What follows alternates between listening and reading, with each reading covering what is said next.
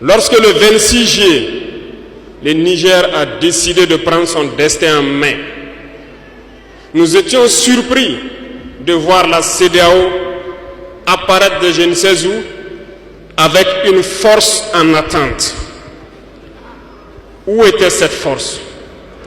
Lorsque des milliers et des milliers de Nigériens étaient tués par les terroristes, où était cette force lorsque des milliers de Maliens, de Burkinabés mouraient sous les balles des terroristes? Ils ont dit que par la force, ils allaient déloger donc les vaillants fils du Niger qui ont pris le destin en main du pays. Croyez-vous que ce sont des femmelettes qui sont au Niger? Il y a des combattants là-bas.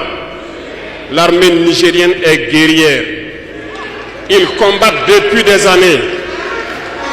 Ce n'est pas une armée de défilé ou une armée de maintien de paix. Et les armées de l'AES ont décidé de s'unir. Nous attendons cette force en attente.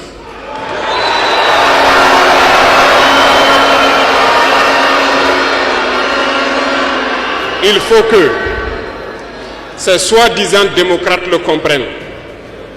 Lorsque des milliers de Nigériens sont morts sur leur lit d'hôpital par manque d'électricité ou par manque de médicaments, c'est du crime. Ils sont responsables de ces sanctions, ils sont responsables de ces morts. La même chose se passe au Mali.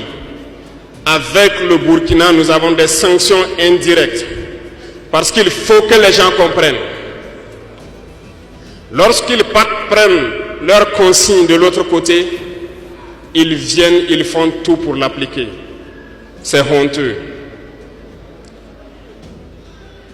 Certains ont décidé de ne pas fournir l'électricité à nos pays. Ce n'est pas gratuit, nous payons. Et ça contribue à leur économie.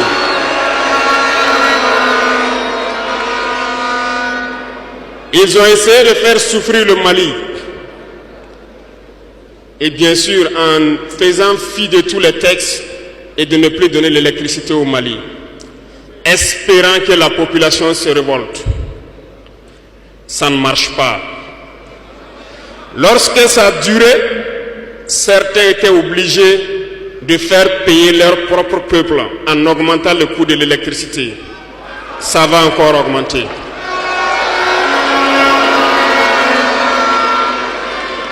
Cela nous donne plusieurs leçons. Plusieurs leçons en ce sens que l'indépendance que nous prenons, la souveraineté que nous prenons, nous devons tout faire pour qu'elle soit.